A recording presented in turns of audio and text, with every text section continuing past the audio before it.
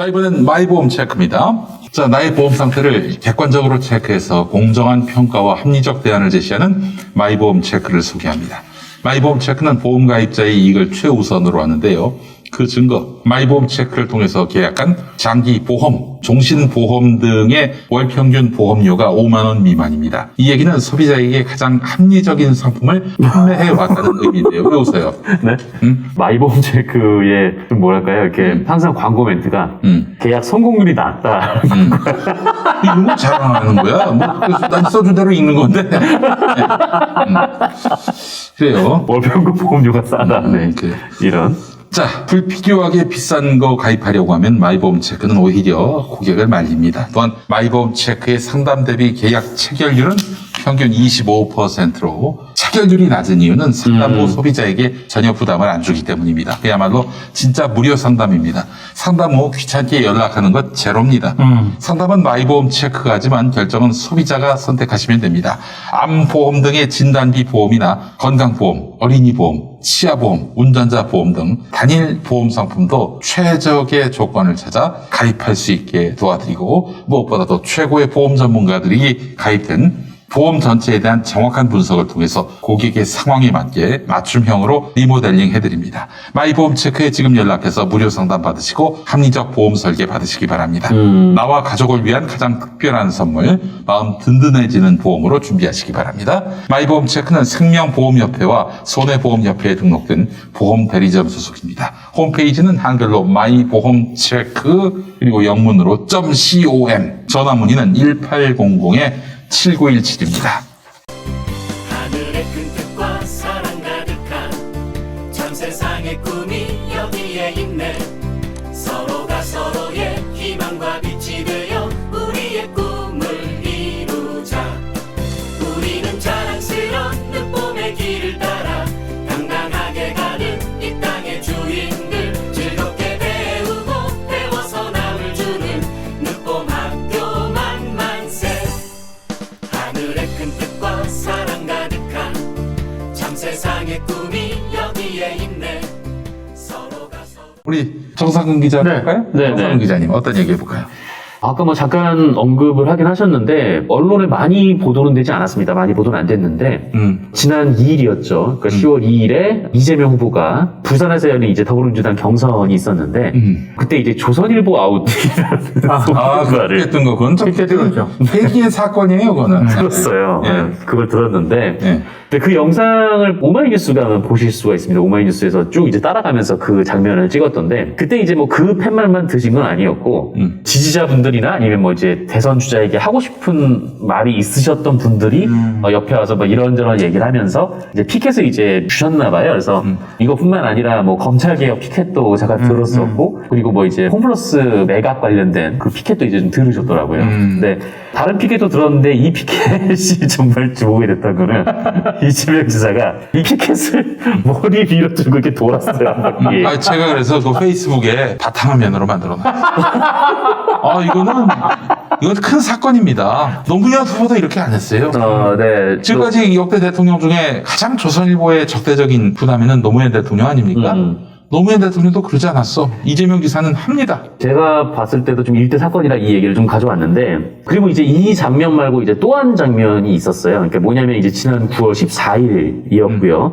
근데 이제 이재명 후보가 기자회견을 하는데, 여기서 뭐라고 하냐면, 조선일보는 민주당 경선과 대한민국 대통령 선거에서 손을 떼라. 손을 떼라고 하죠. 그 말씀도 라는 얘기를 합니다. 그건 노무현 전 대통령도 한번 했습니다. 네, 맞습니다. 그때 이제 장인 관련 논란 때 노무현 전 대통령 이렇게 말씀하셨죠. 그러니까 여당의 이제 유력 대선 주자가 특정 언론의 보도를 선거 개입이라고 규정하면서 불만을 이제 노골적으로 터뜨린 좀 그런 모습이었고, 그리고 또 하나가 더 있는데요. 이 지난 9월 24일에 이재명 지사 측이 대장동 관련 보도를 한 조선일보 박국희 기자를 고발을. 쿠키. 네. 쿠키. 국희 쌤. 쿠키 몬스터. 네. 박국희 기자를 이제 고발을 했는데, 이재명 캠프 측에서는 이제 박국희 기자의 기사가 허위사실 공표라고 받고, 또 명예훼손이라고 받고, 또 이제 민주당 경선 투표를 앞두고 있는 데여서 이제 죄질이 심히 불량하다. 이렇게 주장을 했어요. 이것도 사실 좀 전례를 찾아보기가 좀 어려운 일입니다. 특히 이제 선거 기간에 음. 상대 후보 캠프에 대한 고소고발은 비일비재한데 기자를 고소고발한다는 거는 저는 거의 들어본 적이 없는 것 같아요. 굳이 선거 국면에서 척을 안 지려고 하죠. 그렇죠. 그러니까 이게 지금 여의도 정치권에서 하지 않는 이제 특히 네. 이제 선거 때는 절대 하지 않는 일들인데, 그러니까 어느 정치인도 이렇게 언론, 그러니까 뭐 특정 언론이긴 하지만 언론을 상대로 이렇게 선전포고를 하지 않죠. 네, 그동안 하지 않았고 또 선거 때 이제 기자들을 굳이 고소고발을 하진 않습니다. 왜냐면은 말씀하셨듯이 뭐 여의도 정가가 뭐 언론자를 신봉해서 뭐 그런 게 아니라 긁어부스럼을 만들지 않으려고 그런 거거든요. 근데 어떻게 보면 이제 사실 동기 선배도 오랫동안 이제 미디어 업계를 출입을 하셨지만 이 언론이라는 존재가 자신들을 향한 비판을 참지 못하는 것이 참지 경향이 못해요. 있어요. 네. 네. 부들부들 떱니다. 네.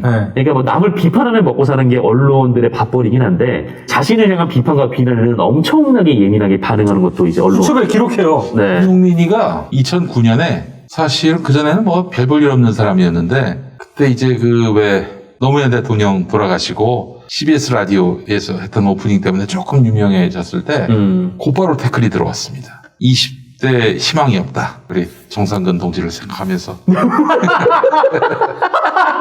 농담이고. 예. 네. 그때 그런 수를 썼는데 와 어마어마한 악플을 접하고 제 세상 처음으로 어마어마한 악플을 당하면서 완전히 멘탈이 무너졌어요. 그래서 진짜 이거 어떻게 살아야 되는가 앞이 깜깜할 정도로. 아이고 네. 죄송하게 됐습니다. 아니.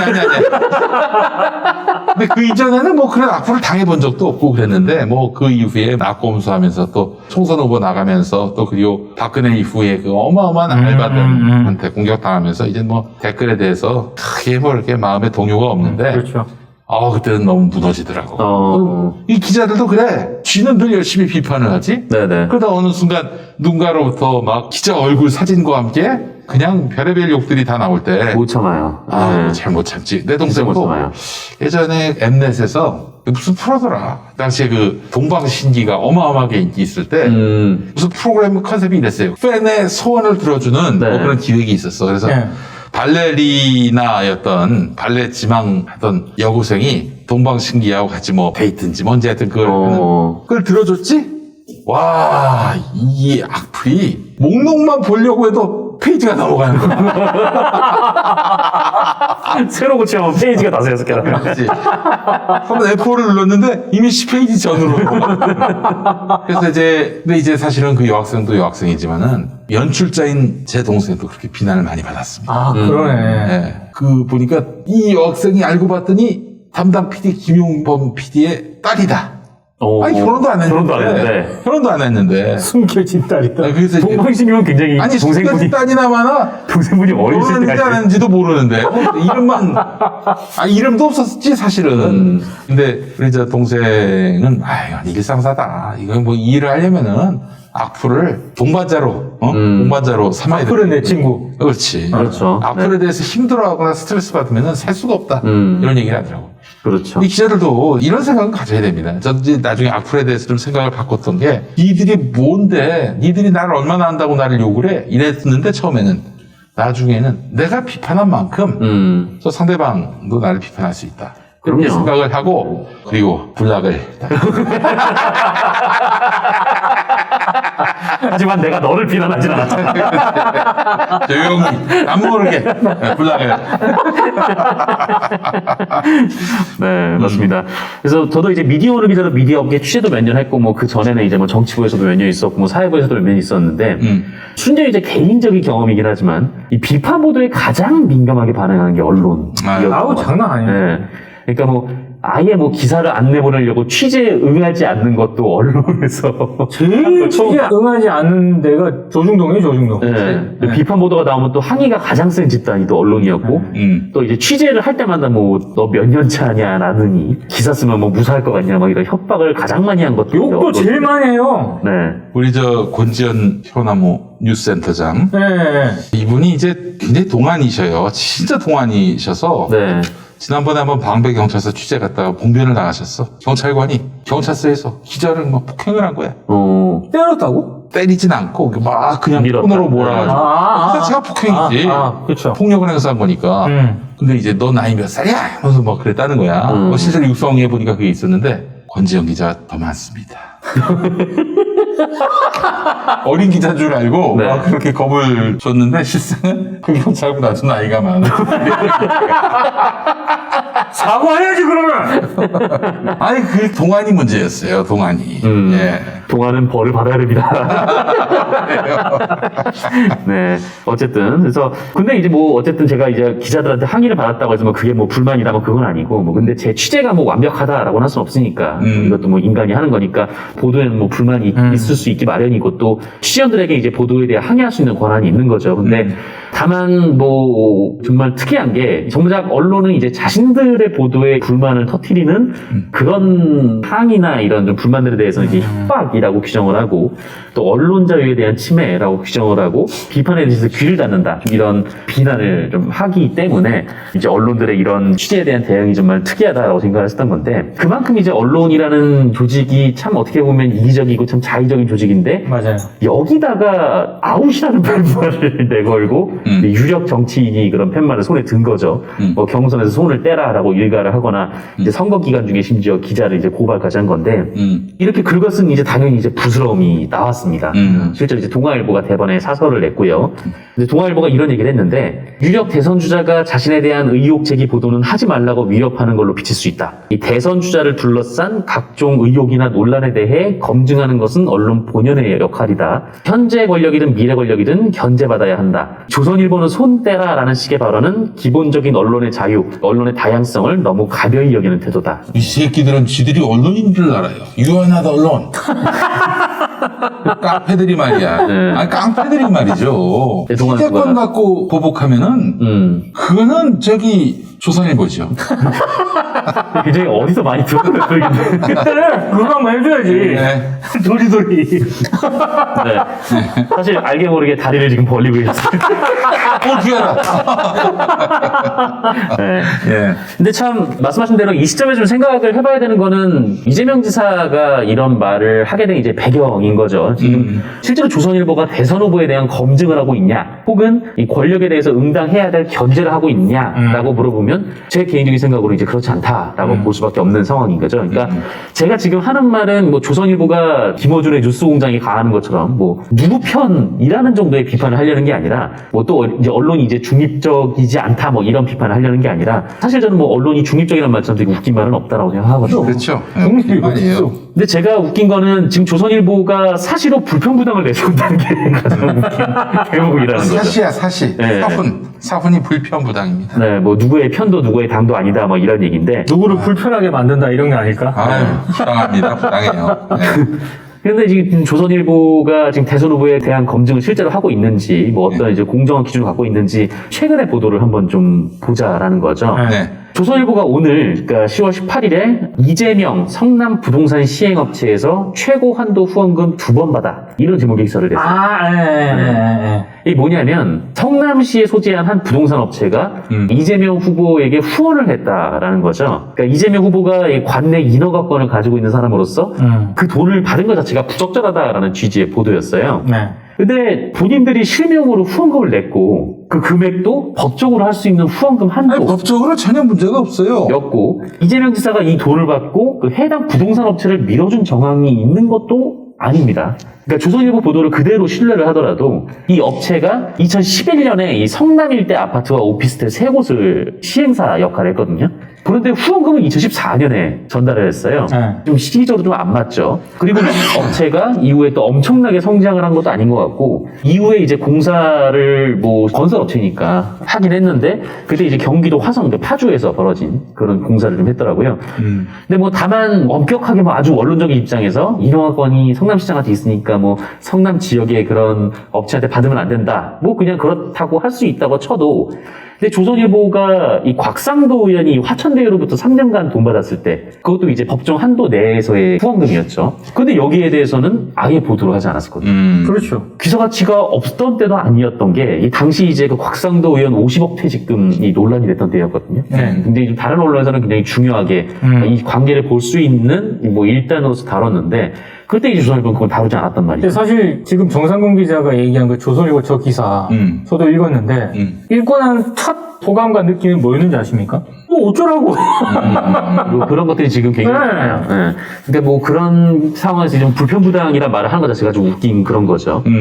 저는 이제 차라리 이제 조선일보가 나는 이재명이 싫고 나는 국민의힘 편이다 이렇게 얘기를 하는 게 오히려 조선일보 신뢰도를 위해서 더 좋은 거라고 보는데. 그렇지. 네. 그런데 그렇다고 하더라도, 그러니까 조선일보의 정파성을 인정한다라고 하더라도 그래도 좀 넘지 말아야 할 언론으로서의 선이 있다라고 그렇죠. 보는데 그게 뭐냐면 오보, 그러니까 왜곡 보도 그리고 뭐 억지 주장 이런 것들이라고 봅니다. 근데 지금 조선일보는 이재명 지사 관련돼서 계속 이런 보도를 쏟아내고 있어요. 그러니까 대표적으로 조선닷컴이 이재명 지사 아들이 화천대유에서 근무했다. 이거 오보. 아, 맞아요. 네, 냈었죠. 네. 그리고 이제 조선일보가 이재명 지사가 독자들에게 진심으로 사과한다. 라는 얘기를 했는데, 그 뒤로 더 져지죠. 네, 아니, 그럼 어느 정도 그 이후에 좀 신중을 기해서 보도해야 신중해야 되잖아요. 돼. 근데 뭐 그런데 조선일보는 뭐 네.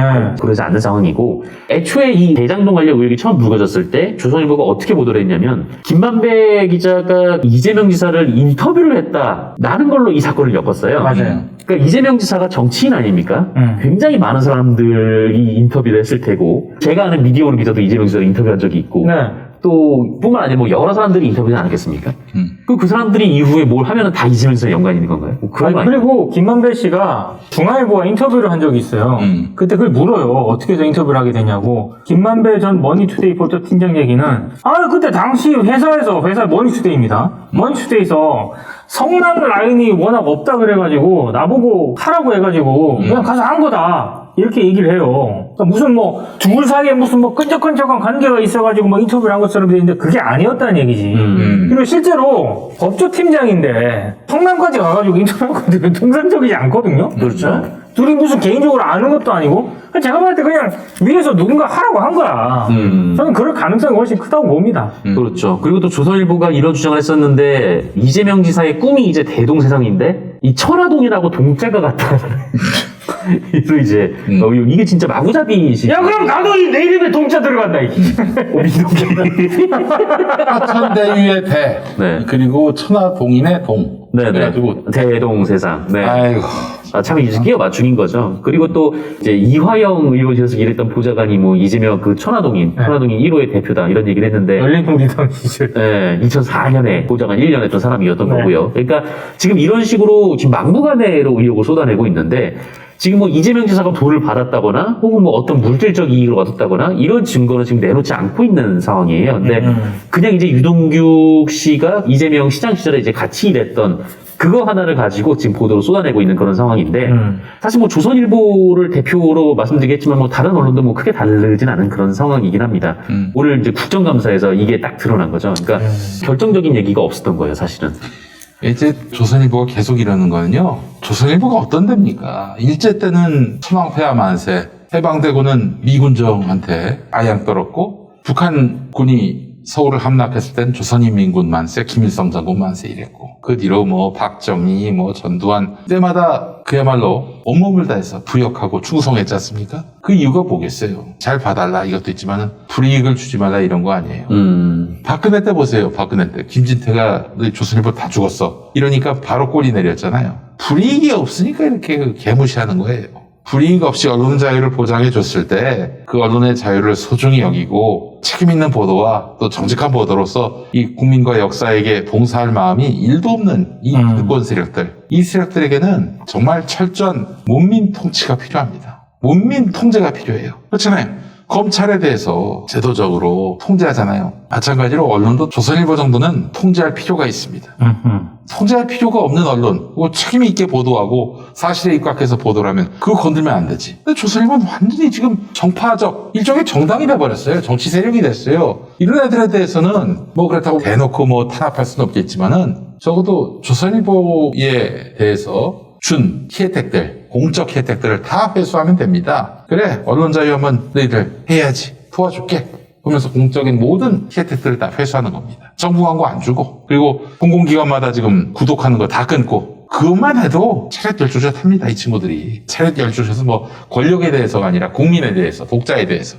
지금 뭐 아무리 떠들어도 뭐 정말 뭐 일도 불이익을 주질 않으니까 자기들이 존재하는 데 있어서 조금 더 뭐 불편함이 없으니까 이렇게 나오는 거지. 이대로 방치하면 안 되고 그동안 니들이 누렸던 방종에 대해서는 대가를 치러야 한다라면서 혼 좀 내줘야 됩니다. 전 그런 의미에서 보면은 이재명 후보가 조선일보 아웃을 들었을 때는 이건 역사적 사건이라고 생각을 합니다. 그분 대통령 되면 정말 손볼 거예요. 그 조선일보를 손본다, TV조선을 손본다가 아니라 그들의 불공정 보도에 대해서 손볼 겁니다. 정말이야. 그 사람 제가 그래서 책을 내려고 그래요. 이재명 대통령이 되면은 뜨는 사람들, 이재명이 되면 뜨는 인간들. 뭐 인간들이라고 사람 이름을 거명하나 그렇진 않고 정말 이런 식으로 했다가는 뜬다. 이걸 좀 알려드릴 필요가 있습니다. 책 제목에 정말 지읒 그걸 넣을 거예요? 에이, 그럴 순 없지. 가평잣될 사람. 가평잣될 사람. 그래서 이거를 내줄 출판사가 없어. 제가 한번 출판사를 만들어 보려고 생각을 했습니다. 그래서 이제 브랜드를 생각해 봤는데, 김용사를 한번. 김용사. 그건 좀 너무한 것 같고, 위즈덤 비닐하우스. 위즈덤 비닐하우스 아시죠? 위즈덤 하우스라고. 네네. 그거 아니면은 창작과 비난. 창작과 비난.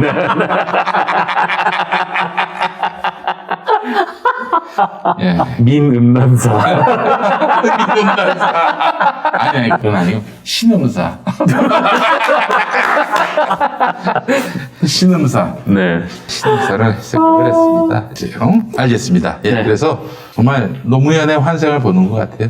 더 업그레이드된, 더 단단해지고, 더 강고해지고, 더 치밀해진 노무현의 부활이 아닐까. 전 이재명 후보를 이렇게 생각을 합니다. 정말.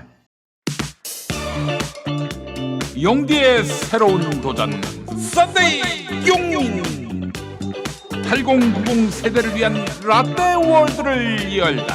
썬데이 용인 사건과 실화, 화제의 인물, 음악과 영화 모든 장르를 총망라한 썬데이 용인 9월 5일 팟빵에서 공개됩니다. 썬데이 용인. 아이고 이거 구독해달라는 말을 깜빡했네. 썬데이 영민 구독 썬데이 뒤에 할 말을 뭐 거의 다 하셔가지고 별로 할 말 없는데, 근데 하나만 좀 덧붙이면, 참, 이게, 사실 그동안 이제 조선일보가, 이게 지금 이재명 지사가 가장 유력한 여권의 이제 대선 주자이기 때문이지, 민주당 계열 정치인들한테 지속적으로 해왔던 일이기도 하고, 이 정치권을 떠나면은, 뭐 이제 민주노총이나 이제 전교조 같은, 자신들의 좀 입맛이 좀 안 맞는 이제 시민사회단체들에게도 해왔던 행동이기도 하고, 또 이제 뭐 본인들의 좀 정치적 목표를 위해서는 어떤 개인을 향해서도 좀 이런 보도, 그러니까 대표적으로 이제 유우성 씨 같은 그렇죠. 개인들을 향해서도 이런 보도를 좀 해왔었거든요. 그러니까 지금 뭐 냄새가 나는데 똥을 누가 썼다고 하는데 똥도 발견되지 않은 좀 그런 보도들을 계속 이 조선일보가 쏟아왔고, 그게 이제 지금 이재명 지사로 대표되는 좀 얘기를 했을 뿐이지, 일반 대중들에게도 이런 일종의 조선일보의 폭력이 계속 좀 가해왔던 부분들이 있기 때문에, 근데 또 역으로 또 정작 이 부분에서 이 정치권에서 조선일보와 또 맞서왔던 정치인들은 찾아보기가 좀 어려웠던 맞습니다. 게 현실이었어요. 그러니까 아까도 처음부터 말씀드렸지만 이 여의도 정치권 어법에서는 뭐 이런 일들이 있을 수 없는, 그동안 있었지 않았던 그런 행동이었기 때문에 이런 좀 언론 자유라는 것 뒤에 숨어서 이 조선일보가 이런 폐악을 좀 이어나갈 수 있었던 거라고 보고, 그러니까 말씀하셨듯이 조선일보가 지금 계속 이럴 수 있는 이유는 본인들의 행동에 대해서 책임을 져본 적이 한 번도 없기 때문에 맞아요. 그런다라고 생각을 해요. 그러니까 동아일보가 이 사설에도 그런 얘기를 썼는데, 보도에 대한 책임은 언론이 져야 한다. 이 동아일보가 이렇게 썼거든요. 근데 그렇게 썼는데 실제로 동아일보도 그렇고 조선일보도 그렇고 보도에 대한 책임을 제대로 져본 적이 아니, 없죠. 책임은 고사하고, 솔직히, 유우성 씨 간첩 조작 사건, 그 건 같은 경우에는 동아일보가 단독 보도하면서 시작이 된 그렇지. 거예요. 서울시 공무원. 서울시 공무원 간첩 사건 해가지고. 근데, 동아일보가 손해배상 1,000만 원 물어냈어요. 근데 그게 중요한 게 아니라, 동아일보가 유우성 씨한테 정말 제대로 된 진정한 사과 한 적이 있냐고요. 그렇지. 그분은 직장도 잃고. 인생 자체가 지금. 아니, 그렇게 게다가 됐는데. 또 저기 동생이 네. 국정원한테 당한 거 생각하면은 이거는, 아유. 그 다큐멘터리 한번 보세요. 그 이 사람의 인생을 어떻게 만들어놨나. 거기에 우리 언론들의 책임이 상당히 큰데, 거기에 관련된 언론들이 유우성 씨라든가 가족들한테 사과라도 똑바로 한 적이 있었던가. 네. 진짜. 네, 알겠습니다. 자, 오늘 하여간 참 오늘의 어그로 국감 스타 김용판. 네, 저하고 또 앞에 김용이 똑같아서 참 부끄러웠던 하루였고요. 하여튼 뭐 항상 사필 귀정 이거 하나 붙잡고 갑니다. 정말 사필 귀정 이거 하나 붙잡고 가니까요. 여러분들도 항상 정직에 입각한 그런 결론이 무엇인지 항상 주목해 주시고 함께 동지로서 남아주시면 감사하겠습니다. 아이고 저 힘 있는데 달콤한데 여기 기웃거리는 인간들 도리도리 기웃거리는 인간들 너무 많습니다. 우리 최진호님 도종환 선생님 수업 중간에 경찰에 연행되고 이걸 보셨구나. 그 저희 세대 그거 동경이나 뭐 저희 세대는 전교조 세대여서 선생님들이 잘리고 이런 것들을 지켜보면서 국민의힘하고는 이제 정서적으로 완전히 그때 결별을 했어요. 저는 고등학교 때 담임 선생님이 해직이 됐어요. 아이고 그렇구나. 갑자기 진짜 날라갔어요, 갑자기. 그거를 학생들이 그때 당시 고등학교 친구들이 다 봤거든. 그거 정말 충격이었어요, 충격. 그렇지. 그렇기 때문에 우리 40대들은 국민의힘에 대해서는 정말 하는 사업장이 문 닫고 그리고 또 부동산 값이 치솟아서 어떻게 서울에 집 한 채 사기 힘든 상황이 오더라도 국민의힘 너희 난이야 그런 생각을 하고 있습니다. 국민들이 많이 깨달으셔야 되는데 저놈들은 정말 하루라도 사기치지 않으면 하루라도 이렇게 거짓말하지 않으면은 살 수가 없는 존재들입니다. 이런 정치를 몰아내고 그런 다음에 여당도 찍고 야당도 찍고 그랬으면 좋겠습니다. 자격이 안 되는 인간들에 대해서는 우리가 가침없는 심판의 칼날을 꽂아야 그래야 걔네들이 반성할 거 아니에요. 이런 식으로 더 이상 사기쳤다가는 우리가 살 길이 없다 이렇게. 자 그런 세상에 동반자 되신 우리 청취자분들 진심으로 감사드리고 저희는 또 다음 시간에 뵙도록 하겠습니다. 네. 자 오늘 콧물 없는 기자회 모두 마치겠습니다. 수고하셨습니다. 고맙습니다. 고맙습니다. 고맙습니다.